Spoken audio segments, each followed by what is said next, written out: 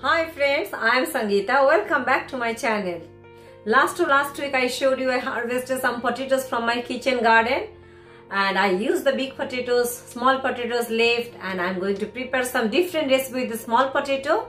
So let me go ahead and start preparing that. Let me see what am I going to prepare.